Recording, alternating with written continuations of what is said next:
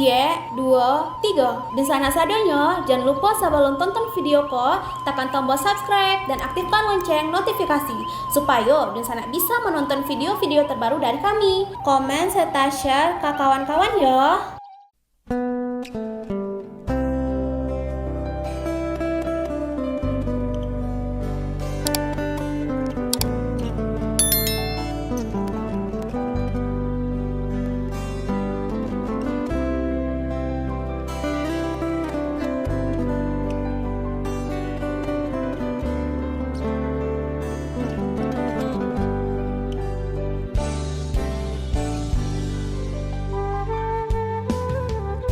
Halo Dunsana, kabar rantau kali ini kita akan membahas tentang kebudayaan Indonesia kembali diklaim Malaysia, kini giliran pakaian adat Minangkabau. Yuk ditonton videonya sampai selesai, dan sebelum itu jangan lupa untuk subscribe, like, komen, dan aktifkan notifikasi agar Dunsanak tidak ketinggalan dengan video-video terbaru kami.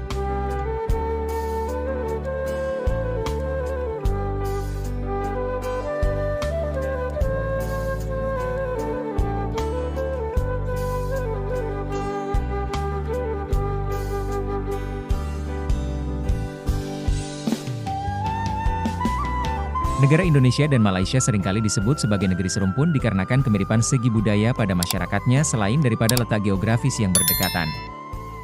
Kemiripan mulai dari segi bahasa, makanan, rumah adat, tarian dan lainnya acap kali terjadi saling klaim di antara kedua negara terkait pemilik asli warisan tersebut. Tak terkecuali budaya Minangkabau, Sumatera Barat. Klaim antara pihak Indonesia dan Malaysia terkait kebudayaan Minangkabau tersebut telah terjadi pada waktu yang lama. Namun, seorang peneliti dari Jepang pernah melakukan studi terkait budaya Minangkabau dan agaknya memberikan kejelasan pada situasi tersebut. Sebagaimana diketahui, pihak Indonesia sering menyebutkan bahwa budaya Minangkabau adalah kebudayaan yang berasal dari masyarakat Minang yang umumnya tinggal di daerah Sumatera Barat. Sementara itu, pihak Malaysia juga mengklaim kebudayaan serupa datang dari salah satu wilayahnya yakni Negeri Sembilan. Kedua daerah memang memiliki banyak sekali kemiripan, seperti diantaranya segi masakan atau kuliner, rumah adat, tarian, bahasa dan nama suku yang mendiami kedua daerah tersebut. Kemiripan budaya Minangkabau yang dijumpai antara Sumatera Barat dan Negeri Sembilan tersebut telah menarik perhatian dari seorang peneliti asal Jepang untuk menguak fakta yang sebenarnya. Dilansir dari kanal YouTube Anak Made Channel, peneliti asal Jepang tersebut bahkan telah melakukan studi terkait budaya Minangkabau pada tahun 1972 hingga 1974. Peneliti tersebut bernama Kato Tsuyoshi dari University of Tokyo, Jepang. Dalam penelitiannya, ia menemukan sejumlah perbedaan penting antara budaya Minangkabau di Sumatera Barat dan di Negeri Sembilan, Malaysia. Ia mengetahui fakta tersebut setelah melakukan perbandingan antara budaya yang ada di tanah Sumatera dan yang ada di negeri jiran, diantaranya adalah nama-nama suku. Budaya Minangkabau di Sumatera Barat setidaknya memiliki 96 suku dan terdapat beberapa suku besar di antaranya, yaitu Caniago, Melayu, Piliang, Tanjung, Koto, Jambak, Sukumbang, Mandahiliang, Pitopang dan Buci.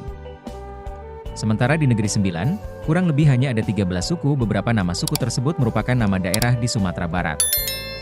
Berikut nama suku yang ada, seperti Biduanda, Tanah Datar, Seri Lemak, Pahang, Seri Lemak Minangkabau dan Payakumbuh.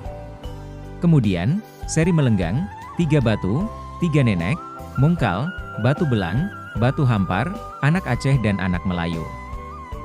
Peneliti asal Jepang tersebut juga meyakini masyarakat yang ada di Negeri Sembilan tersebut datang dari wilayah Sumatera Barat dan nama suku mereka menggunakan nama dari daerah mereka berasal.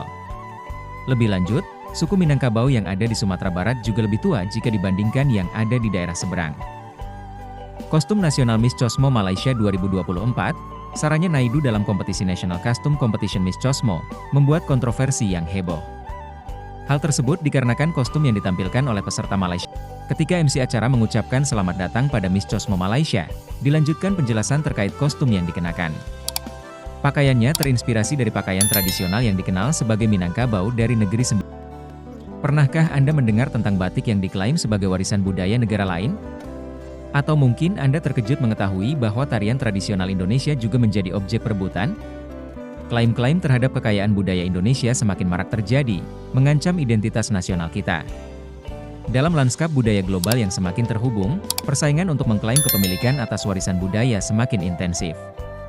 Indonesia, dengan keberagaman budayanya yang kaya, tak luput dari sorotan.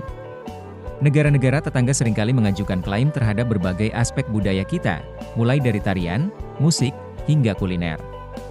Mengapa budaya Indonesia sering diklaim oleh negara lain? Salah satu penyebab utama adalah kurangnya dokumentasi yang kuat dan komprehensif terhadap warisan budaya kita. Selain itu, kemiripan budaya di kawasan Asia Tenggara, popularitas budaya Indonesia, serta kurangnya kesadaran masyarakat juga menjadi faktor pendukung. Akibatnya, pihak lain dengan mudah mengklaim budaya kita sebagai milik mereka.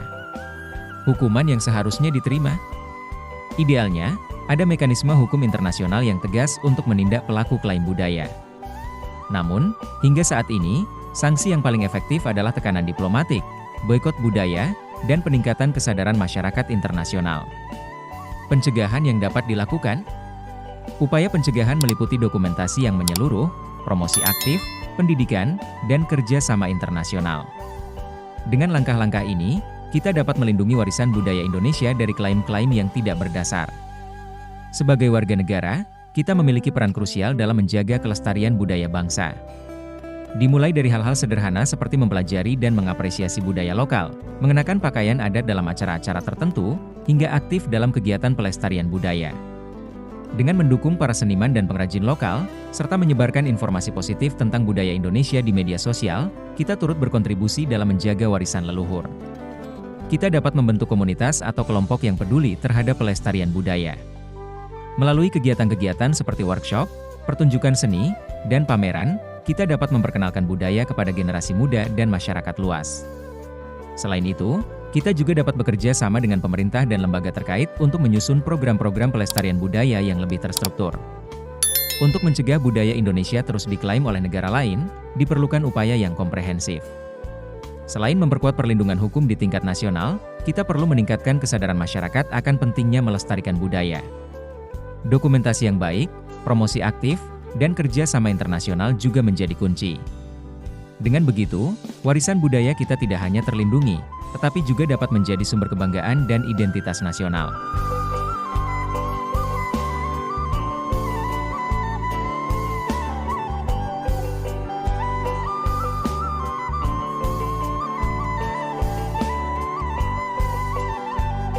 Sekian mungkin sedikit cerita tentang kebudayaan Indonesia kembali diklaim Malaysia. Kini giliran pakaian adat Minangkabau. Semoga bisa menambah pengalaman dan ilmu teman-teman. Sampai bertemu lagi di video-video kami selanjutnya.